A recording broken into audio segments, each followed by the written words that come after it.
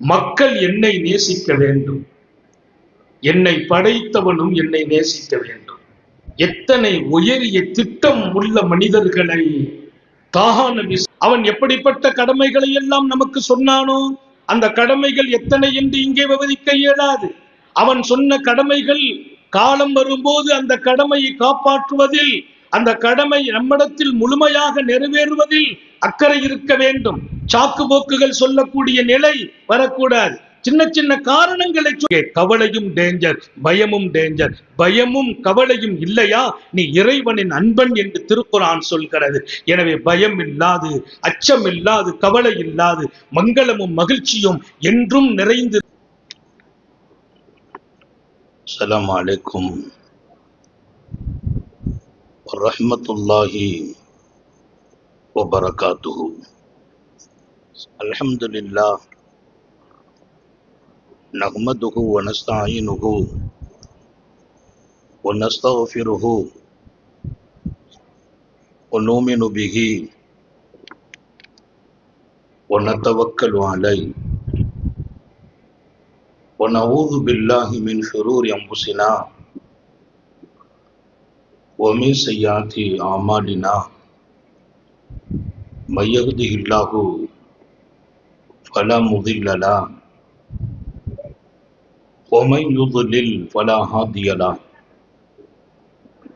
ونشهد أن لا إله إلا الله وحده لا شريك له. ونشهد أن سيدنا ونبينا ومولانا محمدا عبده ورسوله أرسله بالحق بشيرا ونذيرا وداعيا إلى الله بإذنه وسراجا منيرا. صلى الله على سيدنا محمد وآله الأبرار وصحابه الأخيار وأزواجه الطيبات الطاهرات. أوصيكم عباد الله وإياي أولا بتقوى الله. أما بعد، فأعوذ بالله من الشيطان الرجيم. بسم الله الرحمن الرحيم. وإذا سألك عبادي عني فإني قريب أجيب دعوة الداعي إذا دعاني. صدق الله مولانا العظيم. وقال نبي الله سيد البشر محمد رسول الله صلى الله عليه وسلم: أقرب ما يكون العبد إلى الله وهو ساجد. صدق نبي الله صلى الله عليه وسلم.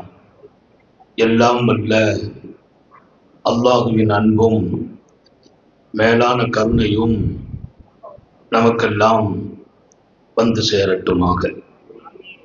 நமது உயிரினும் மேலான கண்மணி நபிகள் நாயகம் ஸல்லல்லாஹு அலைஹி வஸல்லம் அவர்களின் அன்பையும் ஷஃபாஅத்தையும் பெறுவதற்கு அல்லாஹ் நம் எல்லோருக்கும் தௌஃபீக் செய்வானாக.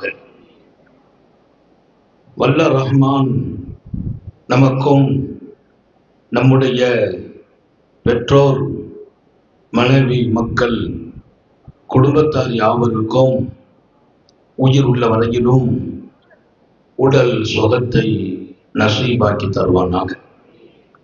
மருத்துவமனை கஷ்டம், அதன் சிரமம், செலவுகளிலிருந்து நிரந்தரமான பாதுகாப்பை அல்லாஹ் நம் எல்லோருக்கும் கொடுத்தருள் புரிவானாக. வானம் பூமியினுடைய ஆபத்துகளை விட்டோம், முசீபத்துகளை விட்டும், கெட்ட முடிவுகளை விட்டோம் நம்மையும் நம் குடும்பத்தையும் பாதுகாத்து அருள் புரிவானாக. அவனுடைய படைப்புகளின் தீங்குகள் அனைத்திலிருந்தும் நம்மையும் நம் சமூகத்தையும் காத்தருள் புரிவானாக. அல்லாஹுவின் மகத்தான பேரருளால் மிகச் சிறப்பான நம்முடைய சங்கை மிக்க உலமா பெருமக்கள் அற்புதமான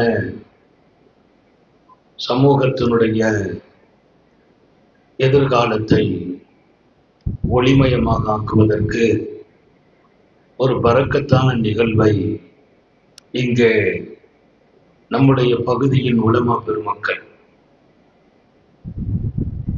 எல்லோரும் இணைந்து மிக அழகான ஏற்பாடாக பார்வைப்படும் இடமெல்லாம் ஆண்களும் பெண்களும் இங்கே ரொம்ப பக்தியோடு பேணுதலோடு, இந்த மார்க்கமே பக்தி மார்க்கம். பக்தி இல்லாது இறைவனின் அருளை அடையவே முடியாது. பக்தி பரவசத்தோடு இங்கே நீங்கள் கூடி இருப்பது எங்களுக்கெல்லாம் பெரும் மகிழ்ச்சி அளிக்கிறது. சிறப்பான இந்த நிகழ்வின் மரியாதைக்குரிய தலைவர் மௌலானா மௌலவி சையத் அலி ஆலிம் பைசி ஹதரத் விருந்தகை, அழகாக தொகுத்து வழங்குகிற என்னுடைய அன்பு சகோதரர் முகமது யாசின் பைசி அவர்கள், இங்கே நிரம்ப அமைந்திருக்கிற உலமாக்கள் சித்திக் பைசி இருக்கிறார், எங்களுடைய அப்துல்லா மௌலானா மௌலவி ஹதரத் விருந்தகை, நிறைய உலமாக்கள். திருமங்கலத்தை பொறுத்தவரையில் உலமாக்கள் அத்தனை பேர்களும் ஒரு ஆன்மீக தீட்சணம் பெற்று இருப்பதால் எல்லோரையும் பிள்ளையாகவே பார்ப்பது. அதனால பேரு சொல்றது மௌலானா மௌலவின்னு சொல்றதை விட அப்துல்லா எப்படி இருக்கிறீங்க, சித்திக் எப்படி இருக்கிறீங்கலாம் பேசி பழகி விட்டோம். ஆனாலும் மிக ஒழுக்கமும் பண்பும் மிகச்சிறந்த சமூக அக்கறையும் எல்லாவற்றுக்கும் மேலால் மிக உயர்வான நல்லடக்கமும் கனிவும் பெற்ற உலமாக்கள் நிறைந்திருக்கிற இந்த சபையில் அருமையான சமூக மக்களுக்கு எனக்கு பின்னாலே இங்கே நல்லதொரு உரை நிகழ்த்த இருக்கிற என்னுடைய கல்லூரி காலத்தின் நண்பர், நானும் இல்யாஸ் ஹதரத் அவர்களும் ஒன்றாக ஹிஃபுல் ஓதினோம். என் கல்லூரி காலத்தினுடைய நண்பராக ஜமாஅத்துல் உலமாவினுடைய மாநில துணை செயலாளராக இருக்கிற பாசம் நிறைந்த அன்பு சகோதரர் இல்யாஸ் ஆலிம் ரியாஸ் ஹதரத் அவர்களும், இன்னும் இங்கே நிறைய உலமாக்கள் உங்களுக்கு அழகான செய்திகளை தர இருக்கிறார்கள். இந்த மிகச்சிறப்பான நேரத்தில் உங்கள் மனதில் எனக்கு தரப்பட்ட தலைப்பின் கீழ் சில செய்திகளை நான் பதிவு செய்ய வேண்டும். வாழும் இந்த வாழ்க்கை அர்த்தமில்லாமல் போனால் வாழ்ந்ததே கேள்விக்குறியாகிவிடும். வாழ்கிற இந்த வாழ்க்கைக்கான அர்த்தத்தை சொல்லி தந்தவர்கள் அண்ணல் எம்பெருமான் ஸல்லல்லாஹு அலைஹி வஸல்லம். எனக்கென்று சில இலக்குகளும் இருக்க வேண்டும், எனக்கென்று சில வாழ்க்கையின் உயர்வுக்கான திட்டங்களும் இருக்க வேண்டும். எந்த ஒரு இலக்கும் இல்லாத வாழ்க்கைக்கு வேறு வாழ்க்கையாது. என் உயர்வுக்கான எந்த திட்டமும் இல்லாமல் வாழ்வது அது ஒரு அழகான வாழ்க்கையாக எப்படி ஆக முடியும்? இலக்கு இல்லாதவர்கள் வாழ்க்கையில் வெற்றி பெற்ற வரலாறு இல்லை. அல்லாஹ்வும் திருமறையில் திருக்குர்ஆனை உங்கள் வெற்றிக்காக என்கிறான். வல்லல் நபி ஸல்லல்லாஹு அலைஹி வஸல்லம் நீங்கள் வெற்றி பெறும் வாழ்க்கையை நான் காட்ட வந்தேன் என்கிறார்கள். மன்னஜாத்து யா ரசூலல்லாஹ், நபியின் தர்பாரில் ஒருவர் வந்து கேட்டார், நான் வெற்றி பெற வேண்டும் வழி சொல்லுங்கள் என்கிறார். ஆனந்தம் அடைகிறார்கள் அண்ணல் எம்பெருமான். வெற்றிக்கு வழி, அப்படியெல்லாம் சமூகத்திலிருந்து கேள்விகள் வர வேண்டும். நான் எப்படி வெற்றி பெறுவது? இரு உலகிலும் வெற்றி பெற வேண்டும். என் வாழ்க்கை இங்கேயும் வெற்றியாக வேண்டும். நாளை மரணத்திற்கு பின்னால் ஒரு வாழ்க்கை உண்டு, அங்கேயும் நான் வெற்றி பெற வேண்டும். வெற்றி பெறவில்லையா, இந்த வாழ்க்கையை நான் வீணாக்கி இருக்கிறேன் என்று பொருள். மறுமைக்கு மரணத்திற்கு பின்னால் உள்ள வாழ்க்கை, அதற்கான வெற்றிக்கு நான் இங்கே திட்டமிடவில்லையா, நீண்ட நெடும் காலத்தை நான் இழந்து விடுகிறேன் என்பதுதான் அதற்கு பொருள். நான் இங்கேயும் ஜொலிக்க வேண்டும், ஜெயிக்க வேண்டும். நாளை மறுமையிலும் ஜெயிக்க வேண்டும், ஜொலிக்க வேண்டும். நன்கு ஞாபகம் வையுங்கள், நபி பெருமானார் ஸல்லல்லாஹு அலைஹி வஸல்லம் இடத்தில் இன்னொருவர் கேட்டார், துல்லனி அலா அமல், இன்னமில்துஹு, எனக்கு ஒரு அமல் வேண்டும், என் வாழ்க்கையை நான் சீராக்குவதற்கும் சீர்தூக்குவதற்கும், என் வாழ்க்கையை உயர்வாக்குவதற்கும் ஒளிமயமாக்குவதற்கும். அவர் கேட்கிறார், என் வாழ்க்கையை சீராக்க வேண்டும், சீர்தூக்க வேண்டும், ஒளியாக்க வேண்டும், உயர்வாக்க வேண்டும், வழி வேண்டும் என்கிறார். அதிலே நாம் கேட்ட வழி எப்படி இருக்க வேண்டும்? அஹப்பனி அல்லாஹ் வ அஹப்பனி அன்னாஸ். இந்த மண்ணில் வாழ்கிற வரையிலும், மண்ணை விட்டும் விடைபெற்ற பின்னாலும் மக்கள் என்னை நேசிக்க வேண்டும், என்னை படைத்தவனும் என்னை நேசிக்க வேண்டும். எத்தனை உயரிய திட்டம் உள்ள மனிதர்களை தாஹா நபி ஸல்லல்லாஹு அலைஹி வஸல்லம் இந்த மண்ணில் உருவாக்கினார்கள். நான் அனைத்துக்குள்ளேயும் நின்று பேச இயலாது, நேரமில்லை. அன்னலான் வெற்றிக்கான வழியை சொல்கிறார்கள். 3 காரியங்களை இங்கே நான் விளக்க நேரம் இல்லை. எனக்கு கொடுத்த தலைப்பின் கீழ் மாத்திரம் சில செய்திகளை நான் சொல்ல வேண்டும். மனிதர்களில் என் வாழ்க்கைக்கான வெற்றியை சொல்லுங்கள் என்று கேள்வி எழுப்புகிறவர்களை அன்னலார் இந்த மண்ணில் முகவரிப்படுத்தி காட்டுகிறார்கள். நான் ஜொலிப்பதற்கான வாழ்க்கைக்கான வழியை சொல்லுங்கள் என்று கேட்கிறார் இன்னொருவர். தாங்கள் சொல்லி தரும் வழி, என்னை படைத்தவன் என்னை நேசிக்க வேண்டும், இந்த பாருலகில் மனிதர்களும் என்னை நேசிக்க வேண்டும். இது சாதாரண கேள்வியா? பாருலகில் வாழும் மனிதர்களால் நான் நேசிக்கப்பட வேண்டும். என்னை படைத்தாலும் இறைவனால் நேசிக்கப்பட வேண்டும். காத்தமுன் நபியின் ஸல்லல்லாஹு அலைஹி வஸல்லம் அதுக்கு மட்டும் சொன்ன பதில லேசா சொல்லிட்டு தொடருகிறேன். மக்கள் எல்லாரும் நேசிக்கணும், அதான் அழகான வாழ்க்கை. மக்கள் நேசிக்கணும் ஒண்ணு, அது நல்ல வாழ்க்கை தான். அதுக்கு என்ன வழி? மக்களிடத்தில் இருக்கிற எந்த ஒன்றையும் நீ எதிர்பார்த்து வாழாதே, மக்களிடத்தில் இருப்பதின் மீது ஆசைப்படாதே. அல்லாஹ் எல்லாருக்கும் தௌஃபீக் செய்வானாக. மக்களை எதிர்பார்க்காதீர்கள், யாரிடத்திலும் இருப்பதன் மீது ஆசைப்படாதீர்கள். இது ஒரு அழகான ஆன்மீக வாழ்க்கை. மிகச்சிறந்த ஆன்மீக பாட்டை தான் நாம் வாழ்ந்த பாட்டை, இனி வாழ இருக்கிற பாதை. எந்த மக்களையும் எதிர்பார்க்காதீர்கள். பெத்த மகனிடத்தில் கூட உங்களுக்கு எதிர்பார்ப்பு வேண்டாம். அல்லாஹ் தௌஃபீக் செய்வானாக. மகனை எப்படி உருவாக்கணும், அவன் இன்னும் தராம இருக்கிறானே, எதிர்பார்க்காதீர்கள். உலகத்தில் யாரின் கையிலும் பையிலும் இருப்பதின் உங்கள் ஆசைகளை சுருக்கி விடுங்கள், எல்லா மக்களாலும் நேசிக்கப்படுவீர்கள். பிள்ளைங்க விழுந்து விழுந்து பெற்றோர்களை கவனிக்கிறாங்கன்னா அந்த பெற்றோர்கள் அவன் இருந்து அதுதான் இதைத்தான் கேட்கல வைங்கள, அத்தான் என்ன வேணும்னு இவன் கேட்டுக்கிட்டே இருப்பான். அவங்க கேட்க ஆரம்பிச்சாச்சுன்னா இவன் கவனிப்பதையும் குறைச்சிக்கிடுவான். உயிருக்கு உயிரான நண்பர்கள் என்னடா உனக்கு வேணும்னு கேட்பாங்க. நான் ஒண்ணுமே என்னுடைய எதிர்பார்ப்பு அவன்கிட்ட சொல்லலன்னா காலமெல்லாம் என்னை எப்படியாவது உயர்த்த நினைப்பான். என் எதிர்பார்ப்பை சொல்லிவிட்டால் அவனுக்கும் எனக்கும் உள்ள நட்பிலும் கூட கீறலும் விரிசலும் விழும்.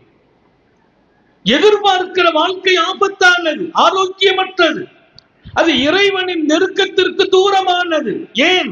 இறைவனை நெருங்கும் போது அடியார்களிடத்தில் என்ன எதிர்பார்ப்பு என்று கேட்கிறார்கள் சாந்த நபிகள் ஸல்லல்லாஹு அலைஹி வஸல்லம். மக்கள்கிட்ட என்ன எதிர்பார்ப்பு? தாய்மார்களுக்கும் சொல்கிறேன், அவர் இருக்கிறார், இவர் இருக்கிறார், எனக்கு என்ன கவலை? வத்தவக்கல் அலல் ஹய்யில் லதீ லா யமூத். வாழ்க்கையில் மரணமே இல்லாது உங்களை ஆளுகிற இறைவனை மாத்திரம் நம்புங்கள். யாரை நம்பி என்ன பலன் என்பதை விட பல பேருக்கு நான் நடவு செய்ய வேண்டும், யாரிடத்திலும் எதிர்பார்ப்பு எனக்கு இருக்கக்கூடாது. எல்லா மக்களின் நேசம் கிடைக்கும். இதை நீங்க எல்லாரும் பதிவு செய்துக்கிறணும். வாழ்க்கையில எல்லாருடைய நேசத்தோடு வாழணும். என் மனைவியின் நேசம் வேணும், என் பிள்ளைகளின் நேசம் வேணும், என் பெற்றோர்களின் நேசம் வேணும். வாழும் மனித உலகம், சமய மக்கள் எல்லோரும் நாம் எல்லாம் ஒரு தாய் மக்கள். இங்கே மதங்கள் நம்மை பிரிக்க கூடாது, இனங்களால் நாம் வேற்றுமைப்பட்டு விடக்கூடாது. இங்கே பல சகோதர மதத்தவர்கள் எல்லாம் இருக்கிறோம். நமக்கிடையே அழகான ஒரு வாழ்க்கை தான் நம்முடைய எதிர்காலத்தை தீர்மானிக்கும். ஒன்றுபட்டு இணக்கத்தோடு வாழ இறைவன் அருள்வாளிப்பானாக. ஒரு விஷயம் என்ன, எதிர்பார்ப்பு யார்ட்டே இருக்கக்கூடாது. அல்லாஹ் என்ன பிரியப்படணும், அதுக்கு என்ன வழி? உலகத்துல உன்னுடைய ஆசையை குறைச்சிக்கான்னு நாங்க ஸல்லல்லாஹு அலைஹி வஸல்லம். உலகத்தின் மீது ஆசையை குறைச்சி, இஸ்ஹது ஃபித் துன்யா யுஹிப்புக்கல்லாஹ், உலகத்தில் உன் ஆசையை குறைத்து விடு.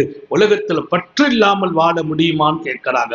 முடியும். அப்படி வாழ், படைத்தவன் உன்னை நேசிப்பான். நான் சொல்றது உலகத்தை விட்டு விட சொல்லல, உலகத்தை விட்டு தூரமாக சொல்லல, சம்பாதிக்க வேண்டாம்னு சொல்லல. வியாபாரம் செய்யணும், சம்பாதிக்கணும், திரைகடலோடியும் திரவியம் தேடு என்ற தாற்பரியத்திற்கு நாம் சொந்தக்காரர்கள். உழைக்க வேண்டும், பிறர் உழைப்பில் வாழக்கூடாது என்ற தத்துவத்திற்கு நாம் சொந்தமானவர்கள். வேர்வை சிந்திய உடலை வல்லல் நபி நேசிக்கிறார்கள். கை சுரத்து போன கையை, தழும்பு விழுந்த கரத்தை அன்னலார் முத்தமிட்டார்கள். ஏன்? அது உழைக்கும் கரம் என்றார்கள். தலபுல் ஹலாலி ஃபரீலத்துன் பஅதல் ஃபரீலா, உழைப்புக்காக நீ நேரம் கொடுப்பதும், பொருளை தேடுவதும், வருமானத்திற்காக நீ பாடுபடுவதும் இறைவனுக்கு செய்ய வேண்டிய கடமையில் இதுவும் ஒரு கடமை என்று சொன்னவர்கள் சுந்தர நபி ஸல்லல்லாஹு அலைஹி வஸல்லம். உழைக்கிறது விட்டு யாரையும் சோம்பேறியெல்லாம் ஆக்கிறது இல்லை. உழைக்கணும், சம்பாதிக்கணும், வருமானத்தை உண்டாக்கணும். இதில் எந்த இருவேறு கருத்தும் இல்லை. எல்லாவற்றுக்கும் மேலால் உலகத்தினுடைய ஆசை வரக்கூடாது. கல்வில ஆசை வந்தால் தவறாக அந்த உழைப்பு போகும், தப்பாக போகும். இன்னொருவரை அடித்து வாழ சொல்லும், ஏமாற்ற சொல்லும், மோசடியை தூண்டும், தொழில் தர்மங்களை மீற வைக்கும், தொழில் தர்மங்களை மீற வைக்கும். அல்லாஹ் எதை தடுத்தானோ அதில் ஈடுபட வைக்கும். அது ஆசை. ஆசை வேண்டாம். உன் தொழில் தர்மம் கூட நேர்மை காக்கப்பட வேண்டுமா? உலக ஆசை இல்லாத தொழில் இருக்கட்டும். அல்லாஹ் எல்லோருக்கும் தௌஃபீக் செய்வானா? நான் சொன்னேன், ஒரு இலக்கோடு வாழ வேண்டும்.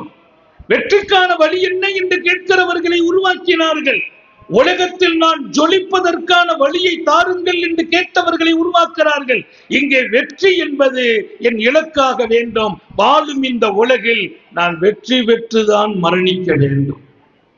நாளை மறுமையிலும் ஜெயிக்கணும். சாந்த நபிகள் ஸல்லல்லாஹு அலைஹி வஸல்லம் அல்லாஹ்வின் நெருக்கம் கிடைத்தால் வெற்றி நிச்சயம் என்கிறார்கள். இறைவனின் நெருக்கம் வேணும். எங்க அசர்த்தோடு நான் நெருங்கலாம், நண்பரோடு நெருங்கலாம், என் மனைவியோடு நெருங்கலாம், பிள்ளைகளோடு நெருங்கலாம். இறைவனோடு நெருங்குவது என்றால் என்ன? எல்லாரும் சொல்றோம் இறை நெருக்கம். இறை நெருக்கம் என்றால் என்ன? எப்படி நெருங்குவது? ஆனால் ஒன்று உறுதி, இறை நெருக்கத்திற்கு பின்னால் தோற்றவர்கள் வரலாற்றில் இல்லை, உலகிலும் தோற்றவர்கள் இல்லை, மறுமையிலும் தோற்றவர்கள் இல்லை. இறை நெருக்கம் வெற்றியின் முகவரி. அலாமாத்துன் நஜாத் என்று எழுதுகிறார்கள். அலாமாத்துன் நஜாத், உலகத்திலும் மறுமையிலும் நீ வெற்றி பெறுவதற்கான அடையாளம் குர்புன் இலல்லாஹ், அல்லாஹ்வின் நெருக்கம் பெற வேண்டும். அந்த நெருக்கம் உலகிலும் ஜெயிக்க வைக்கும், மறுமையிலும் ஜெயிக்க வைக்கும். அல்லாஹ் எல்லாருக்கும் தௌஃபீக் செய்வானாக. அந்த அடையாளங்களை பலதாக பதிவு செய்கிற போது அதுல நான் ஒரு குறிப்பிட்ட 4 அம்சங்களை மாத்திரம் உங்களுக்கு பதிவு செய்யற நோக்கம், நாளைக்கு வாழ்க்கையில எடுத்துக்கிறணும். நம்ம எல்லாரும் இறைவனின் நெருக்கம் பெறணும். மக்களோடு நெருக்கம் பெறுற மாதிரி இறைவனோடு ஒரு நெருக்கம் நமக்கு கிடைச்சிடணும். படைத்தவன், அவனை விட்டும் விலகி எங்கேயுமே ஜெயிக்க முடியாது. அவனை விட்டும் தூரமாகி வாழ்க்கையில நான் நிம்மதியும் பெற முடியாது. எப்படி தூரமாகுவது? 24 hour என்னோடு அவன் இருப்பதாக வாக்களிக்கிறான். ஒவ்வொருக்கும் ஐனமாக்குந்தும், நீங்கள் பெட்ரூமில் இருந்தாலும், நீங்கள் படுக்கையில் இருந்தாலும், ஆகாயத்தில் பறந்தாலும், கப்பலில் பயணித்தாலும், நீங்கள் வாகனங்களில் சென்றாலும், விழித்திருந்தாலும், உறங்கினாலும் உங்களோடு அவன் இருக்கிறான் என்று திருக்குர்ஆனிலேயே பதிவு செய்தான். அவன் நம்மோடு. அவன் கண்ணை மறைத்து நான் வாழ முடியாது. இறைவனுக்கு தெரியாம ஏதாவது செய்துட்டேன் யாராவது சொல்ல முடியுமா? நாங்கள் கற்றுக் கொடுக்கிற ஆன்மீகத்தின் அடிப்படை, அவன் கண்ணை மறைத்து ஒன்றும் நடக்காது. அவனுக்கு தெரியாமல் எதையும் செய்துவிட முடியாது. அவன் நம்மோடு, அவன் நம்மோடு இருக்கிறான் என்று திருக்குர்ஆனில் வாக்களிக்கிறான். நான் அவனோடு நெருங்குவதற்கு எப்படி நெருங்குவது, அத வழிகளை நம்முடைய ஆன்மீகத்தினுடைய அறிவுலகத்தின் மேதைகள் அழகாக விவரிப்பார்கள். முதல் விஷயம் ஒரு குறிப்பிட்ட நாள் மட்டும், ஏன்னா நாளைக்கு நீங்க வாழ்க்கைக்கு எடுத்துறோம். அவனை விட்டுமெல்லாம் விலகி போயெல்லாம் ஜெயிக்கணும்னு நினைச்சிடாதீங்க. இங்கேயும் ஜெயிக்கணும், அங்கேயும் ஜெயிக்கணும். அதற்கான வழிகளை இங்கே சொல்வேன். முதல் வழி, அவனை நெருங்குவதற்கு அவனுடைய கடமைகளில் கண்ணும் கருத்துமாக வாழ வேண்டும். அவனிட்ட கடமை, அதில் நான் கொஞ்சமும் பிசகிவிடக்கூடாது. கடமைகளிலே கவனம். எங்கும் போகலாம் வரலாம், கடை திறந்திருந்தாலும் கடமை வரும்போது அதை விட்டு விட்டு உள்ளே வர வேண்டும்.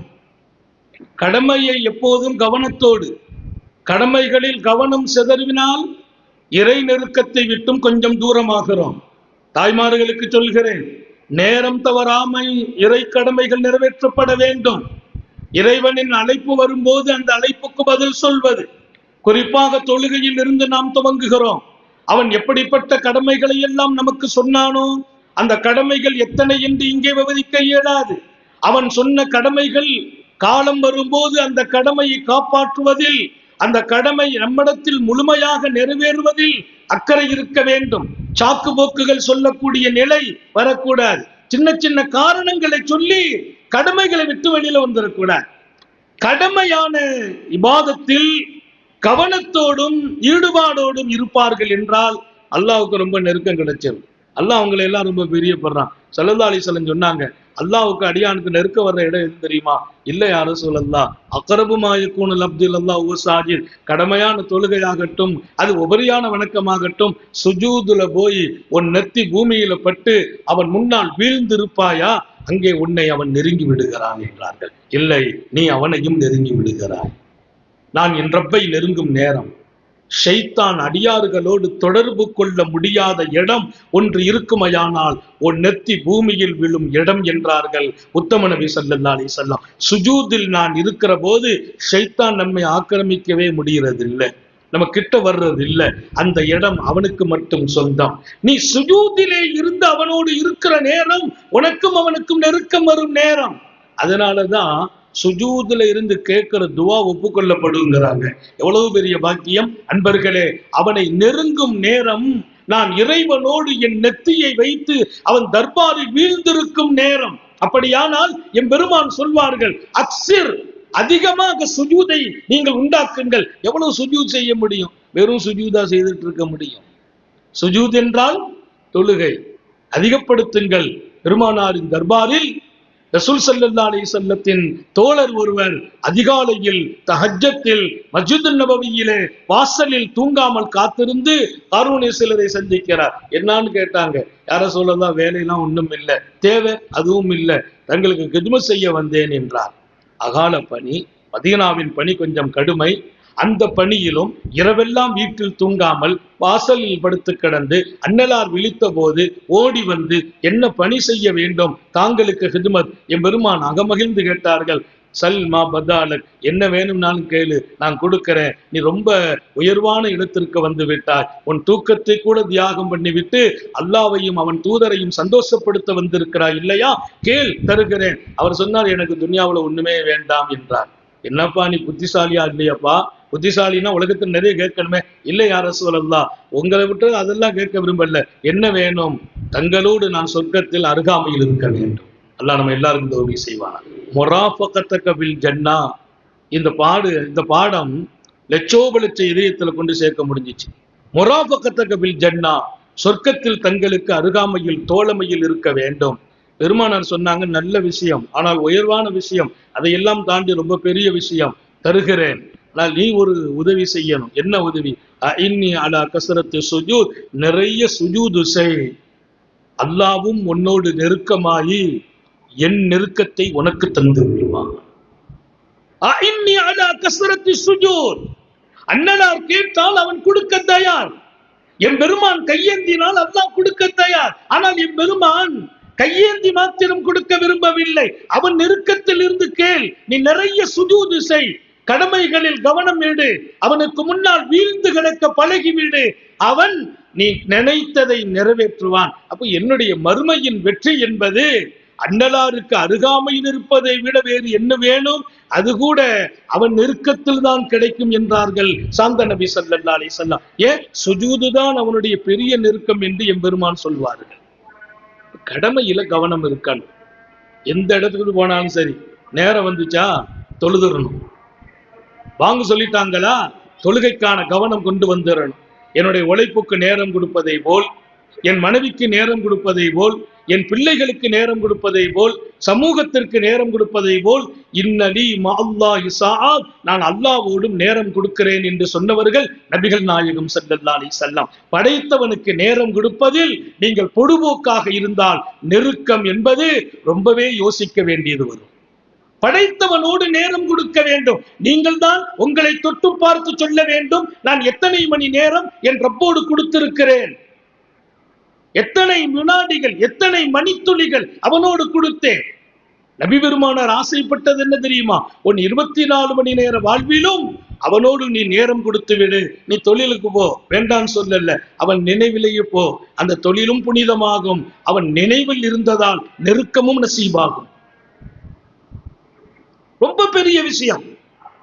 எனவே சஹாபாக்களுடைய வாழ்க்கை அழகிய முன்மாதிரி. அல்லாட்ட அவங்க ரொம்ப பெரிய நெருக்கத்தை தேடினவங்க. ஜுபைரை பத்தி கேள்விப்பட்டிருப்பீங்க. இன்னலி குல்லி நபியின் ஹவாரியும் ஹவாரியா ஜுபைர். நாங்க ஸல்லல்லாஹு அலைஹி வஸல்லம், எல்லா நபிமார்களுக்கும் மெய்காப்பாளர் இருப்பதை போல் என் காப்பாளர் ஜுபைர். நாங்க அந்த பாரம்பரியம் எப்படி வருது பாருங்க. சையதுனா ஜுபைர் நபியினுடைய இத்தனை பெரிய நெருக்கம், அல்லாவின் பெரும் நெருக்கம். அவங்க பேர புள்ள ஆமிர் பின் அப்துல்லா. ஜுபைர் ரலியல்லாஹு பேர புள்ள. நீங்க நல்ல விளங்குங்க, நீங்க எவ்வளவு அழகாக வாழ்வீர்களோ உங்கள் அடுத்த தலைமுறைகளையும் அந்த வரிசையில் அல்லாஹ் உங்களுக்கு வாரிசாக கொண்டு வருவான். அல்லாஹ் தௌஃபீக் செய்வானாக. என் பிள்ளை சரியாகணுமா, நான் சரியாகணும். என் பிள்ளை இறைவனுக்கு நன்றி உடையவனாக இருக்கணுமா, நான் இறைவனுக்கு நன்றி உள்ளவனாக இருக்கணும். என் பெற்றோர்களோடு நான் அழகாக நடக்கிறேனா, என் பிள்ளைகள் என்னோடு அழகாக நடப்பார்கள். நான் எங்க உம்மாவை கண்ணியப்படுத்தல, என் தந்தைக்கு மரியாதை கொடுக்கல, அப்படி பிள்ளைகளை மண்ணில் நடப்பார்கள். எப்படி நடப்பீர்களோ அப்படி நடத்தப்படுவீர்கள். யாரையாவது கேலி செய்வீர்களா, உங்களை கேலி செய்யப்படும். யாருக்காவது தீங்களிப்பீர்களா, உங்கள் மீது தீங்களிக்கப்படும். யாரையாவது காயப்படுத்துவீர்களா, நீங்கள் காயப்படுத்தப்படுவீர்கள் சொன்னார்கள் நபிகள் நாயகம். ஏன்? உலகத்துல என்ன கொண்டு யாருக்கும் துன்பமே வரக்கூடாது, யாரின் மீதும் அநியாயமாக என் கைப்பட்டு விடக்கூடாது, யாரின் உரிமையிலும் வரம்பு மீறி நான் ஈடுபட்டு விடக்கூடாது. அங்கேதான் என் ரப்புக்கும் எனக்கும் நெருக்கம். ஹஸரத் சய்யிதுனா ஜுபைர் ரலியல்லாஹு அன்ஹு நபி பெருமானாரின் ஹவாரி என்று இமாம் புகாரி எழுதுகிறார். என்னுடைய வாழ்க்கையின் துணை காப்பாளர், மெய்காப்பாளர் என்கிறார்கள் எம்பெருமான். அல்லாஹ்வின் நெருக்கம் பெற்ற ஜுபைர், அவங்க பேர பிள்ளை, மகன் இல்ல, மகனின் மகன் ஆமிர் பின் அப்துல்லா. எத்தனை பெரிய இடத்தில் வந்து சேருகிறார். ஆமிர் பின் அப்துல்லா இப்னு ஜுபைர் ரலியல்லாஹு அன்ஹு அவங்க கடைசி வரைக்கும் பள்ளிவாசலுக்கு போயிடுவாங்க. எங்க போனாலும் பள்ளிவாசல் வாழ்க்கை. உடல்நல குன்றி போறாங்க. அசர் தொழுதுட்டாங்க. அசருக்கு பின்னால நிலை மாறுது. முகமெல்லாம் ஒரு மாதிரி ஆகுது, கைகாலெல்லாம் பதட்டம் ஆகுது. எழுந்திருச்சா உட்கார முடியல, நிக்க முடியல, உட்கார முடியாது, நிக்க முடியாத நிலை. அந்த நேரம் படுத்திருக்கிறாங்க. பக்கத்துல மஸ்ஜித், பள்ளிவாசல்ல பாங்கு சத்தம் கேட்ட உடனே சொன்னாங்க, என்ன கையை தூக்குங்க. பிள்ளைங்கள் எல்லாம் இருக்கிறாங்க. என்ன பாவான்னு கேட்டாங்க. வாங்க சொல்லிட்டாங்களே, பள்ளிக்கு போயிடுவோம். நிக்க முடியலையே, உட்கார முடியலையே, கைகாலெல்லாம் ஒரு மாதிரியா பதட்டமா இருக்குதவாப்பா சொன்ன போது, இல்லப்பா அல்லாஹ்வுடைய அழைப்பு வந்துச்சு, இனி எனக்கு முடியாட்டாலும் பரவாயில்லை, நீங்க தூக்கி கொண்டு போய் பள்ளிவாசல்ல படுக்க வச்சிருங்க, அங்க நான் படுத்துக்கிட்டே தொழுதுகிறேன்னா. கடமைகள் மீது அவர்களுக்கு இருந்த அந்த கவனம் எங்கே கிடைத்தது? அவர்கள் அன்பு தந்தை அப்துல்லா இப்னு ஜுபைர், அவர்களின் அன்பு தந்தை சையதுனா ஜுபைர், அந்த பாரம்பரியம் பெருமானார் ஸல்லல்லாஹு அலைஹி வஸல்லம் இடத்திலிருந்து அல்லாஹ்வின் நெருக்கத்தை வண்டியிட்டு படித்த பாரம்பரியம். நான் உங்களுக்கெல்லாம் ஞாபகப்படுத்துகிறேன். நாளை உங்கள் தலைமுறை இந்த மண்ணில் இறைவனின் அன்பையும் மக்களின் அன்பையும் பெற்று வாழ வேண்டும். உங்கள் பிள்ளை இந்த மண்ணில் ஜொலிக்க வேண்டும். உங்கள் பிள்ளை இங்கேயும் ஜெயிக்க வேண்டும், மறுமையிலும் ஜெயிக்கணும். நம்ம ஜெயிக்கணும். நமக்கு என்னென்று வாழ்ந்து விட்டால், கடமையில் கவனம் இல்லாமல் போய்விட்டால், நாளைக்கு பிள்ளைங்க மேல வருத்தப்படுவதில் என்ன லாபம்? தூக்கிட்டு போயிட்டாங்க பள்ளிவாசலுக்கு. தூக்கி கொண்டு போய் இமாம் தக்பீர் கட்டும் போது உட்கார வச்சாங்க. தக்பீர் கட்டி உட்கார்ந்துட்டாங்க. மக்ரிபு தொழுகை. வரலாறு ரொம்ப தெளிவானது. சையதுனா ஆமிர் ஜுபைர் ரலியல்லாஹு அன்ஹு அவர்களின் அன்பு பேரன். ஜுபைர் யார்? நபி பெருமானாருடைய குடும்ப நண்பர், மேய்காப்பாளர் ஒரு பக்கம். பெருமானார் ஸல்லல்லாஹு அலைஹி வஸல்லம் ஆயிஷா நாயை நிக்கா செய்திருக்கிறாங்க. ஆயிஷா நாயின் சகோதரி அபு ஹஸரத் சையதுனா அஸ்மாவை ஜுபைர் நிக்கா செய்திருக்கிறாங்க. ரெண்டு பேர் யாரு? அபூபக்கர் சித்தியக்கினுடைய பிள்ளைகள். இன்னொரு பக்கம் இவர் அபூபக்கர் சித்தியக்கின் பேரரும் கூட. அந்த பாரம்பரியம் எவ்வளவு அழகோ அதை அல்லாஹ் சங்கிலி தொடராக அடுத்த தலைமுறைகளுக்கும் கொண்டு வருகிறான். நான் ஒரு நேரம் என்னன்னு கேட்டுக்கிட்டேன். ஏன்னா எனக்கு பின்னால் ஹஸரத் பேசணும், நானும் தொடர்ந்து விடைபெறணும். எனக்கு தரப்பட்ட நேரத்தில் ஒரு நிமிடத்தை கூட்டாமலும் குறைக்காமலும் நிறைவுபடுத்துகிறேன். சங்கையானவர்களே, மக்ரிபில போய் உட்கார்ந்தாங்க, தக்பீர் கட்டினாங்க, கைகாலெல்லாம் பதட்டத்தோடு உட்கார்ந்து தொழுதாங்க. நிம்மதியா. எப்போதும் சோதனையோ வியாதியோ சங்கடமோ வந்தாலும் இறைவனுக்கு முன்னால் போய் நீங்கள் அமர்ந்தால் நீங்கள் ஏக நிம்மதி பெறுகிறீர்கள். அல்லாஹ் எல்லாருக்கும் தௌஃபீக் செய்வானாக. சுகமில்லைன்னு வீட்டுல படுத்தா நிம்மதி குறையும். சுகமில்லாவிட்டாலும் நேரத்தில் இறைவனின் கடமையை நிறைவேற்ற வந்தால் அங்கே சுகமும் கிடைக்கும், நிம்மதியும் கிடைக்கும். அவனை மறந்து எங்கே போய் நிம்மதியை தேடுகிறீர்கள்? அவனை வணங்காமல் எப்படி நோய்க்கு நிவாரணத்தை தேடுகிறீர்கள்? நோயை கொடுத்தவன் தானே அதற்கான நிவாரணத்தை தர வேண்டும். நோயை கொடுத்தவன் படைத்த இறைவன் இல்லையா? அவனிடத்தில் நிவாரணத்தை கேட்கணும் கூட தேவையில்லை. அவனுக்கு கட்டுப்படுங்கள், அவன் கடமைகளை காத்து விடுங்கள். உங்க கடமை என்னன்னு அவன் காத்து விடுகிறான், அவன் அதை நிறைவேற்றி விடுகிறான். தக்பீர் கட்டினாங்க, ருக்குக்கு போனாங்க, சுஜூதுக்கு போனாங்க. 2வது ரக்காத்துக்கு இமாம் எழுந்திருக்கிறார், இவங்க சுஜூதிலே இருக்கிறாங்க, எழுந்திருக்கல. அத்தஹியாத்துல உட்காருகிறார் இமாம், இவங்க சுஜூது தான். யாரும் ஒண்ணு என்ன அப்படியே இருக்காங்க, சுஜூதில் இருக்கிறாங்க. இமாம் சலாம் கொடுக்கிறார், அப்போதும் சுஜூதில். ஓடி வந்து பிள்ளைகள் எல்லாம் அவர்களை தூக்கினால் முதல் ரக்காத்தின் சுஜூதிலேயே அவன் ரூஹு பிரிந்து விட்டார். பள்ளிவாசலிலே சுஜூதிலே அவர்கள் ரூஹு பிரிகிறது. எத்தனை பெரிய நெருக்கம் உள்ள இடம்! அக்ரபுமா யகூனுல் அப்து இலல்லாஹு வஹுவ சாஜித், அடியானும் இறைவனும் நெருக்கமாகும் இடம் சுஜூத். அவன் நெருக்கத்திலேயே அவர்களை தன்னோடு நெருக்கமாக்கி கொண்டான். படைத்தவன் இறைவன், எல்லாம் அல்ல அல்லாஹ். வணக்கத்திலே மிகப்பெரிய கவனம். நஃபிலான இபாதத்திலும் ஈடுபாடு இருக்கணும். ஃபரது இப்படி இன்னைக்கெல்லாம் நிறைய பரந்துகளை கவனம் இல்லாமல் ஆக்கி விடுகிறோம். நஃபிலான இபாதத் அதுல ரொம்ப பெரிய ஈடுபாடு. அல்லாமா இப்னு ஹிஷாம் சீரத்து நபவின்னு ஒரு அற்புதமான கிதாப் எழுதுறாங்க. ரொம்ப ஆழமான கிதாப். நூற்றுக்கணக்கான சஹாபாக்களின் வாழ்க்கையை சித்தரிப்பார்கள். வல்லல் நபியினுடைய அருமையான வாழ்க்கையை ரொம்ப அழகாகவே தொகுப்பார்கள் அல்லாமா இப்னு ஹிஷாம். அதில் ஒரு செய்தி எழுதுவார். ராத்து லிகா என்ற ஒரு போர்க்களத்தை நோக்கி பூமா நபிகள் புறப்பட்ட போது இரவு நேரம் வெளியில தங்குறாங்க. ராத்திரி தோழர்களுக்கெல்லாம் ஒரு பாதுகாப்பு தேவை.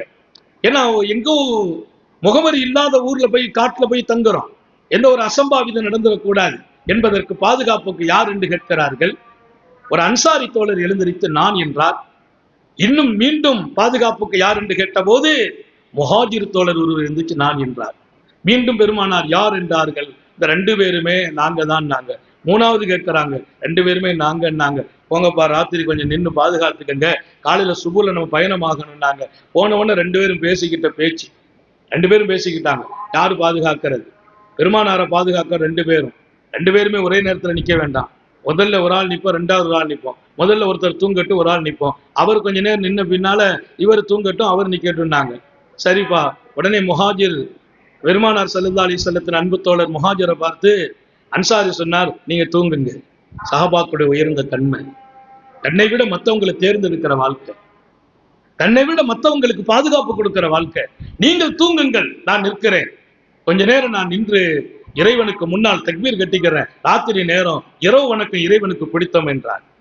இரவு வணக்கம் இறைவனுக்கு பிடித்தம். நான் நஃபீலை கொண்டு அல்லாஹ்வை நெருங்குவது. அப்துல் காதிர் ஜீலானி ரலியல்லாஹு அன்ஹு சொல்வாங்க, நாங்கள் இறைவனை நெருங்கியதெல்லாம் இறைவனுக்கு முன்னால் கடமைகளுக்கு மேலால் உபரியான வணக்கங்களாலேயே நெருங்கினோம். முஹியுத்தீன் அப்துல் காதிர் ஜீலானி சொல்கிறார், ஆன்மீக உலகத்தின் பேரரசர், இன்னமா யத்தகர்ரபல் முத்தகர்ரிபூன இலல்லாஹ் பின்னவாஃபில், அல்லாஹ்வை நெருக்கம் பெற்ற சாலிஹீன்களும் வலிமார்களும் மிகச்சிறந்த புனிதர்களும் உபரியான வணக்கங்கள் நஃபிலான வணக்கங்களால் அவன் நெருக்கத்தை பெற்று இருக்கிறார்கள் என்பார். அவர் தூங்க சொல்லிட்டார். அன்சாரி தோழர் எழுந்திருச்சு நின்றார், தக்பீர் கட்டி நிற்கிறார். ரொம்ப நேரம் அழகாக ஓதுகிறார். அங்கிருந்து அம்பு வந்துச்சு. எதிரி ஒருத்தர் வந்து ரசூல் பாதுகாப்புக்கு போடுறாங்கன்னா சும்மா இல்லை, அவர்களுக்கு தூர பார்வை உண்டு பெருமானாருக்கு. ராஜதந்திரம் உடையவர்கள் நபிகள் நாயகம் ஸல்லல்லாஹு அலைஹி வஸல்லம் தூர நோக்கு பார்வைக்கு சொந்தக்காரர். சொன்னாங்க, ஏதாவது அசம்பாவிதம் நடந்திருக்கிற அந்த எதிரி வந்து அம்பு இடுகிறார். அந்த அம்பு நெஞ்சில வந்து குத்து பீத்து போட்டார். போட்டுன்னு தொழுதுட்டு இருக்கிறார். எதிரி ஓடி போயிட்டார். திரும்ப வந்து பார்க்கிறார், ஆள் நிற்கிது. இப்போ வேற ஆள் நிறைய பேர் இருப்பாங்களோ, ரெண்டாவது தூக்கி போட்டார். ரெண்டாவது அம்பு வந்து அதையும் தூக்கி வீசிட்டார். மூணாவது வந்து பார்க்கிறார், இவர் நின்று கொண்டு இருக்கிறார். மூணாவது அம்பு போன போது அது இருக்கல அப்படின்னு தொழுதார். கொஞ்ச நேரத்துல தொழுகை முடிச்சுட்டு, இது இவ்வளவு நேரம் இவ்வளவு இருக்குது, கிட்டத்தட்ட பல மணி நேரங்கள் பக்கத்துல தூங்கி கொண்டிருந்த முஹாஜிரை எழுப்பி, இந்த அம்பை எடுத்திருப்பா, இனி நான் நிக்கிறதுக்கு பயப்படுறேன். என்ன பயப்படுறேன்? எனக்கு ஏதேனும் அசம்பாவிதம் நடந்து உன்னை எழுப்பலன்னா நபியினுடைய பாதுகாப்பு, நூற்றுக்கணக்கான மக்களுக்கு பாதுகாப்பு பணியில நம்ம நிக்கிறோம், நீனும் தூங்கிட்டு இருப்ப, நானும் மௌத்தா போயிடுவேன். அப்ப அவங்க பாதுகாக்கப்பட வேண்டியவர்கள், அந்த அமானிதம் நிறைவேற்றப்படாமல் போயிடுமோ? உயிர் பிரியும் போது கூட தனக்கு கொடுத்த பாக்கியமான அமானிதத்தை, அந்த ஒப்படைக்கப்பட்ட பொறுப்பை நிறைவேற்றணும் என்பதற்காக நான் இப்போது தொழுகை முடிச்சேன். அவர் சொன்ன ஒரு வார்த்தை ரொம்ப முக்கியம். இப்போதும் சொல்கிறேன், ஆண்டவன் மீது சத்தியமிட்டு சொல்கிறேன், தொழுகையை முடிச்சிட்டு நான் வர்றதுக்கு மனசு வரவில்லை. தொழுகையில நின்னே மௌத்தாகணும்னு நினைச்சேன். நான் மௌத்தானா நீங்க தூங்கிட்டு இருப்பீங்க. பாதுகாக்கப்பட வேண்டிய இந்த பாரம்பரியத்தை பாதுகாக்காமல் விட்டுவிட்ட குற்றமாகி விடுமோ என்றுதான் தொழுகையை முடித்து உங்களை எழுப்புகிறேன். அவர் சொன்னார், என்ன வேலை செய்துட்டீங்க, கொஞ்சம் அட்வான்ஸா நீங்க எழுந்திரிச்சு வந்திருக்கலாமே. இல்ல பரவாயில்லை, தொழுகையிலிருந்து இன்பம் என்னை வரவிடல, எடுங்கள். அம்பை எடுத்தார், ரத்தம் தண்ணி போல் பாய்ந்தது. கீழே விழுகிறார், மரணித்து போகிறார். அவர் எழுந்திருத்து நின்றார். பாதுகாப்பு பணி தொடருகிறது. வரலாறு நீளும். 2 பேரும் மகத்தான மனிதர்கள். சையதுனா உபாதத் இப்னு பிஷ்ர் ஷஹீதாகி இருக்கிறார். யார் அவர்? அன்சாரி. அந்த அன்சாரி தோழர் யார்? உபாதத் இப்னு பிஷ்ர். மக்கா தோழர் முஹாஜிரை தூங்க வைத்தார். யார் அவர்? சையதுனா யாசிரின் அன்பு மகனார். சையதுனா யாசிரின் அன்பு மகனார் இப்னு யாசிர். நல்ல ஞாபகம் வையுங்கள், இபாதத்தின் நஃபில் வணக்கங்கள் அவர்களுக்கு துன்பங்களை தாண்டி, சோதனைகளை தாண்டி, கஷ்டங்களை தாண்டி மேலே விழுந்த அம்பின் வழி கூட அவர்களுக்கு தெரியவில்லை. காரணம், அல்லாஹ்வின் நெருக்கத்தை அவ்வளவு தூரம் எடுத்துக்கொண்டவர்கள். அப்போ முதல் அடிப்படை, அவன் கடமைகளில் கவனம் ரொம்ப தேவை. நஃபில் வணக்கங்களிலும் கூடுதல் இருக்கணும். நிறைய பேர் இன்னைக்கு பரதோடு முடிச்சுக்கிறோம். லொகர் நாளோடு முடிச்சிடுறது. முன் சுண்ணத்தும் இல்லை, பின் சுண்ணத்தும் இல்லை. முன் சுண்ணத்தும் பின் சுண்ணத்தும். அந்த நஃபிலான வணக்கங்களுக்கு பின்னால் இறைவனின் நெருக்கத்தை கூடுதலாக பெறுகிறோம். நல்ல ஞாபகம் வையுங்கள், கடமைகளை மாத்திரம் முடித்துவிட்டு விடைபெறுகிறவர்களே, இனி நிறுத்துங்கள், இனி நிறுத்துங்கள். 5 வேளைக்கும் நஃபில் இருக்கிறது. சுபுஹுக்கு நஃபில் உண்டு, சுன்னத்துண்டு. தொஹருக்கு சுன்னத்துண்டு, அசருக்கு உண்டு, மக்ரிபுக்கு உண்டு, இஷாவுக்கு உண்டு. அந்த சுன்னத்துகள் நீங்கள் நிறைவேற்றுகிற போது ஃபர்தில் ஏற்பட்ட குறையும் சரி செய்யப்படும். அதற்கு மேலால் அல்லாஹ்வின் நெருக்கமும் கிடைக்கும். இமாம் கஸ்ஸாலி எழுதின ஒரு செய்தியை நான் ரொம்ப வியந்து போனேன். பிரயாணங்களில் 4 ரக்காத்தை 2 ரக்காத்தாக மாற்றுவதற்கு அனுமதி உண்டு. 4 ரக்காத்தை 2ஆ மாத்தலாம். ஆனாலும் அந்த பிரயாணத்திலும் நஃபில் தொழுகையை நான் விடுவதை விரும்பவில்லை என்று எழுதினார். லொஹர் 4 2 ஆக்கி இருக்கிறோம். அப்போதும் ஒஹரின் முன்பின் சுன்னத்தை நான் நிறைவேற்றுவேன் என்றார் இமாம் கசாலி. ஏன் என்று கேட்டபோது, நான் தொழுது அந்த 2 ரக்காத்தில் உள்ள குறை ஏதேனும் இருந்தால் அதை சரி செய்வதற்கு இந்த சுன்னத்து தான் இங்கே பலமாகிறது. அதற்கு மேலால் அல்லாஹ்வும் ரசூலும் சுன்னத்து தொழுகையில் எனக்கு கிடைத்தார்கள் என்றார். இறைவனை நான் அடையும் இடம் அது. 2வது அம்சத்துக்கு நான் வருகிறேன். எல்லா நிலைகளிலும் இஸ்திக்பார் அதிகமா செய்யணும். இஸ்திக்பார்னா என்ன? மனுஷனா பிறந்துட்டா தவறு நடந்துகிட்டே இருக்கும். எங்காவது ஒரு ஓட்ட விழும், எங்காவது ஒரு பாவம் நடக்கும், ஏதாவது கற்பனையில கூட பாவத்தை செய்திருவோம், சிந்தனையில செய்து விடுகிறோம், ஏதாவது மனிதர்களுக்கோ மற்றவர்களுக்கோ நம்மால் ஒரு சின்ன குறை நடக்கும். அஸ்தக்ஃபிருல்லாஹல் அஸீம் அல்லதீ லா இலாஹா இல்லா ஹுவல் ஹய்யுல் கய்யூம் வஅதூபு இலை. இதுக்கு பேர் இஸ்திக்பார். இவ்வளவு முடியலையா? அஸ்தக்ஃபிருல்லாஹல் அஸீம், அல்லாஹ்வே நான் உன்னிடத்தில் மன்னிப்பு கேட்கிறேன். என்னை படைத்தவனிடத்தில் நான் மன்னிப்பு கேட்காமலா வாழ்வது? எத்தனை தவறுகள், அவன் சொன்ன கடமைகளில் எத்தனை குறைகள். தொழுகையிலும் குறை இருக்கிறது. அவனை நினைவு கூறுகிறேன், அதிலும் குறை இருக்கிறது. அஸ்தக்ஃபிருல்லாஹ் என்று சொல்கிற போதெல்லாம் அல்லாஹ்வுக்கும் உங்களுக்கும் நெருக்கம் ஏற்படும் என்றார்கள். இமாம் அஹ்மது ரஹ்மத்துல்லாஹி அலைஹி முஸ்னதுல ஒரு ஹதீஸை பதிவு செய்திருக்கிறார். இமாம் அஹ்மது முஸ்னதுல மன் லஸிமல் இஸ்திக்ஃபார், யார் அஸ்தக்ஃபிருல்லாஹ்ங்கிறத தனக்கு வாழ்க்கையில் ரொம்பவே அவசியமாக்கி கொண்டாரோ, எப்பவும் நிறைய வழிமார்களை நான் பார்த்திருக்கேன். எந்த நிலையில உட்கார்ந்து எஞ்சா கூட அஸ்தக்ஃபிருல்லாஹ்பாங்க, தூங்கி எஞ்சா அஸ்தக்ஃபிருல்லாஹ், சாப்பிட்டு முடிஞ்சா அஸ்தக்ஃபிருல்லாஹ்.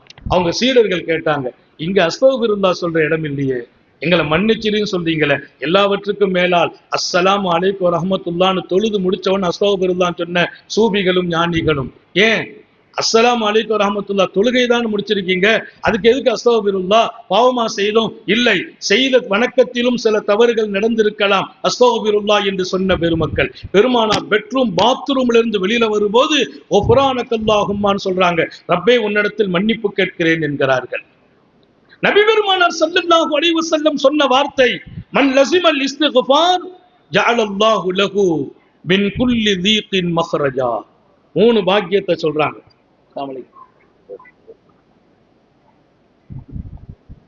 ஆரம்பத்துல சொன்னவங்க ஹஸரத் தான். அவங்களை பத்தி நம்ம கல்லூரி நண்பராக சமூகத்தின் அறப்பணிகளை அல்லாஹ்வுடைய ஹயாத்தில் சுகத்தில் பரக்கத் செய்வானாக. ஒரு இளம் நிலை, அழகான சமூகத்தை வார்த்தெடுப்பதில், நாளைய தலைமுறைகளை எல்லா வகையிலும் பாதுகாப்பான சூழலில் கொண்டு வருவதில் தனக்கே உரிய மிகப்பெரிய ஆற்றலை அல்லாஹ் ஒரு நல்ல பணியில் ஈடுபடுத்தி இருக்கிறான். அல்லாஹ் அவர்களுடைய எல்லா நிலைகளுக்கும் துணை நிற்பானாக. சங்கை மிக்கவர்களே, இறைவனுடைய நெருக்கத்தை விட்டுவிட்டு நான் எந்த இடத்திலும் நான் ஜெயிக்க முடியாது. ஒரு இடத்துல நான் கால் பதிக்கிறேன் என்றால் அவன் பாதுகாப்பை கொண்டு மாத்திரம்தான் அங்கே நான் வெற்றி பெற முடிகிறது. சாந்த நபிகள் ஸல்லல்லாஹு அலைஹி வஸல்லம் எப்போதும் அவனோடு உனக்கு ஒரு நெருக்கம் கிடைப்பதற்கு இஸ்திக்பார கூட்டுங்கிறாங்க. எப்பவும் அஸ்தக்ஃபிருல்லாஹ், உட்கார்ந்தா அஸ்தக்ஃபிருல்லாஹ், எழுந்திருச்சா அஸ்தக்ஃபிருல்லாஹ், படுத்து எழுந்திருக்கிற போது சொன்னவர்கள் இஸ்திக்பார் எந்த காலத்தில் யார் எப்படி சொன்னார்கள் ஒரு பாடத்தை எழுதுகிறார்கள். இதுல பெருமானார் 3 பாக்கியத்தை சொல்றாங்க. மன் லஸிமல் இஸ்திக்ஃபார் ஜஅலல்லாஹு லஹு மின் குல்லி தீகின் மக்ரஜா. அஸ்தக்ஃபிருல்லாஹ்வை காலம் பூரா தன்னுடைய வாழ்க்கையாக ஆக்கி கொண்டவர்கள். கேட்கிறதோடு நிறுத்தக்கூடாது. நாளைய நமது வாழ்க்கை அவன் நெருக்கத்தோடு இருந்தால் இந்த மண்ணிலும் நாம் மிளிர்கிறோம், ஜொலிக்கிறோம், ஜெயிக்கிறோம். நாளை மறுமையிலும் நாம் மிளிர்கிறோம், ஜெயிக்கிறோம். ஞாபகம் வையுங்கள், இஸ்திக்பாரை அதிகமாக்கணும். யார் வாழ்க்கையாகவே கொண்டு வந்தாங்களோ அந்த வார்த்தையை சொல்லிட்டு அஸ்தக்ஃபிருல்லாஹ் அதிகமா சொல்லி பழகும் போது அல்லாஹ் வாழ்க்கையில ஏற்படுகிற எல்லா நெருக்கடியிலிருந்தும் அவரை பாதுகாத்து விடுகிறான். யஅலல்லாஹு லகு மின் குல்லி தீகின் மக்ரஜா. எங்கெல்லாம் அவர் நெருக்கடியில் சிக்குவாரோ, சமூக ரீதியாக, நாடு ரீதியாக, வீட்டு ரீதியாக, பொருளாதார வழியாக அவர் சிக்கிக்கொள்ளும் இடமெல்லாம் அந்த சிக்கலை விட்டும் அல்லாஹ் வெளியாக்குகிறான். சிறைபிடிக்கப்பட்டார் ஒரு வாலிபர். அவர் குற்றம் நிரூபிக்கப்பட வேண்டும் என்பதற்கு போராடி தீர்ப்பு எப்படி? அவர் செய்த குற்றத்துக்கு 10 வருஷம் ஜெயிலுன்னு அறிவிச்சுட்டார். 10 வருஷம் ஜெயிலுக்கு சொந்தமாய் உள்ள இருக்கிறார். அவர் ஒரு நாள் சோகத்துல தன் சிறை கைதிகள் பல பேரில் ஒருவருக்கு பக்கத்தில் உட்கார்ந்து சோகமா இருந்தார். அவர் கேட்டார், என்னப்பா சோகமா இருக்கேன்? இவர் சொன்னார், இல்லை எனக்கு 10 வருஷம் தண்டனை தீர்ப்பாயிட்டு. அவர் உடனே சொன்னார், உனக்கு தெரியுமா நபிகள் நாயகம் ஸல்லல்லாஹு அலைஹி வஸல்லம் இதுக்கு வழி சொல்லியிருக்காங்கப்பா. இந்த தண்டனை உனக்கு லேசாக்கணும், இந்த நெருக்கடியிலிருந்து நீ நீக்கப்படணும், அஸ்தக்ஃபிருல்லாஹ் அதிகமா ஓது, உனக்கு விடுதலை கிடைச்சிரும் சொன்னான். அதுக்கு அந்த ஹதீஸை சொல்லி காட்டுகிறார். அங்கே ஹதீஸை சொல்லும் இடத்தில் ஒரு சூஃபியும் சிறைபிடிக்கப்பட்டிருக்கிறார். அவர் வேறு காரணங்களால் ஷரியத்தின் ரீதியாக அவர் சிறைபிடிக்கப்பட்டார். அந்த சூஃபி சொல்கிறார், நீ அஸ்தக்ஃபிருல்லாஹ் அதிகமா ஓது சொல்லிட்டு அந்த ஹதீஸை சொல்றார். பெருமானார் ஸல்லல்லாஹு மன் லஸிமல் இஸ்திக்ஃபார் ஜஅலல்லாஹு லஹு மின் குல்லி லீகின் மக்ரஜா. எல்லா நெருக்கடியில இருந்து அல்லாஹ் உன்னை விடுவிச்சிருவான், அதனால நீ கொஞ்சம் அதிகமா இஸ்திக்ஃபார் ஓதுன்னு சொன்னார். அவர் உடனே அது பெரிய பாக்கியமா எடுத்துக்கொண்டார். நீங்க சொன்ன ஆச்சரியப்படுவீங்க. அவர் ஓத ஆரம்பித்தார், படுத்தால் அதுதான் ஓதுவார், எழுந்திருச்சார் ஓதுவார். சிறையில் அவர் நாவு அசைந்து கொண்டே இருந்தது.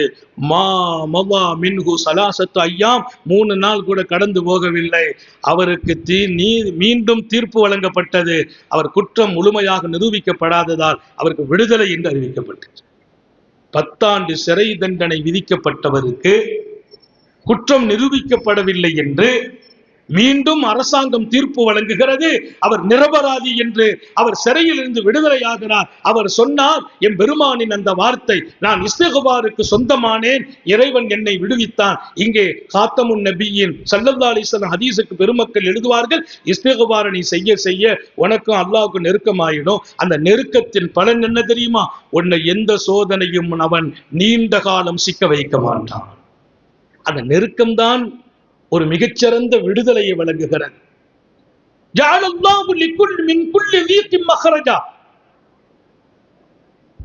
அடுத்து சொன்னான்,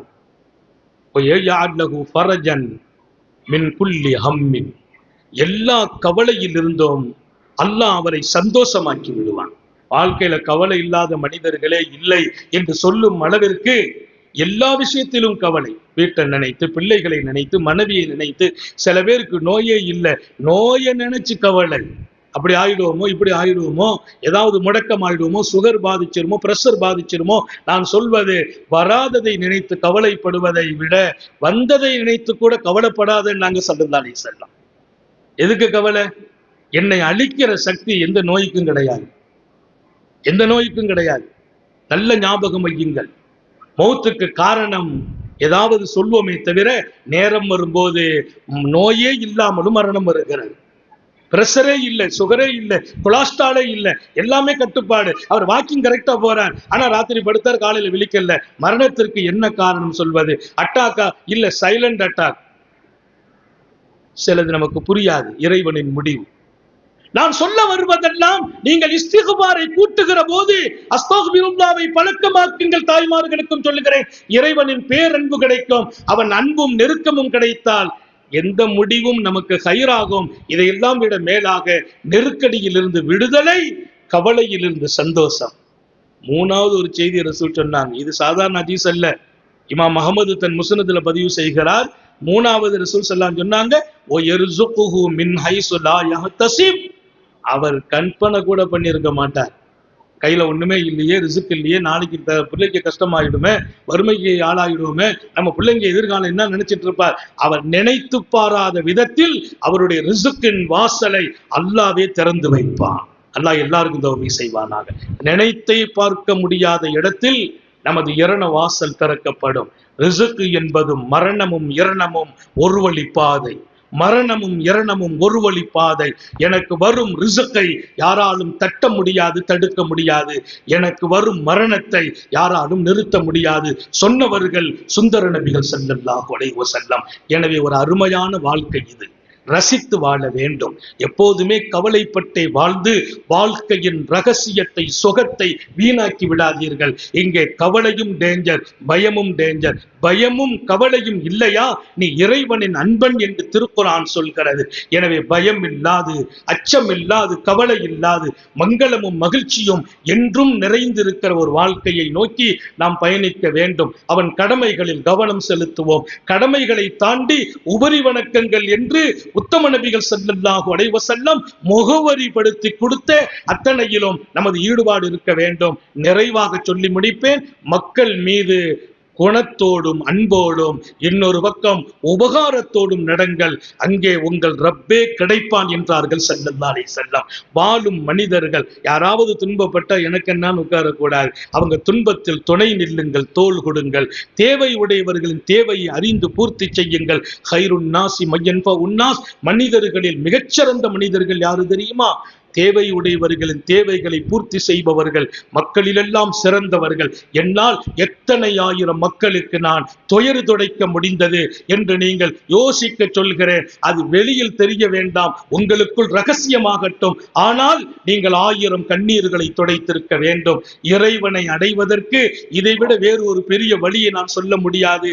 நாளை மறுமையில் ஒருவன் தன் தர்பாருக்கு வந்தான். அல்லாஹ் கேட்டான், நீ எனக்காக என்ன செய்தாய்? ரப்பே, உனக்காக வாழ்ந்தேன், உன்னை தேடி அடைந்தேன் என்பான். என்னப்பா பொய் சொல்கிறார்? உங்க வீட்டு வாசலில் வந்து நான் நின்றேன், உன் வீட்டு வாசலில் வந்து நான் நின்றேன், என்னை நீ கண்டுகொள்ளவில்லை என்பான். ரப்பே, உன்னை தேடி என் காலமெல்லாம் செலவழித்தேனே, நீ எப்போது என் வீட்டு வாசலில் வந்தாய்? அந்த ரப்புல் ஆலமீன், நீ உலகத்தை படைத்து ரட்சிப்பவன் இல்லையா? என் வீட்டு வாசலில் நீ நிற்க வேண்டிய தேவை.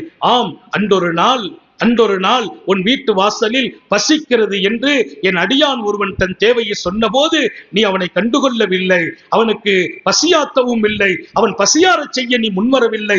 அன்றைக்கு அதை நீ செய்திருந்தால், அவன் பசியை தனித்திருந்தால் அங்கே நான் கிடைத்திருப்பேன் என்றான்.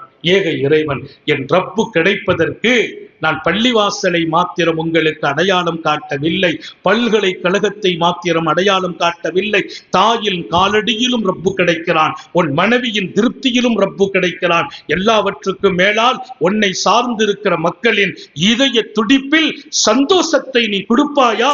அங்கே அல்லாவின் பேரன்பும் பெரும் நெருக்கமும் உங்களை நோக்கி வரும் என்றார்கள் உண்மை பேசிய உத்தம நபிகள் ஸல்லல்லாஹு அலைஹி வஸல்லம். எல்லாம் அல்லாஹ் அற்புதமான இந்த வாழ்க்கையை அழகாகவே ஆக்கி வாழச் செய்வானாக, கருணை உள்ளத்தோடு வாழச் செய்வானாக. 1000 இதயங்களில் சந்தோஷங்களை கொடுக்கும் இடத்தை நாம் பெறச் செய்வானாக. என் இலக்கெல்லாம் இறைவன் கிடைக்க வேண்டும், அவன் அன்பு கிடைக்க வேண்டும், அவன் நெருக்கம் கிடைக்க வேண்டும். அது கிடைக்கிற வழிகளில் என் குடும்பமும் இருக்கிறது என்பதை மறந்து விடாதீர்கள். காட்டுக்கு போவதற்கு காரூன் நபி வழிகாட்டவில்லை.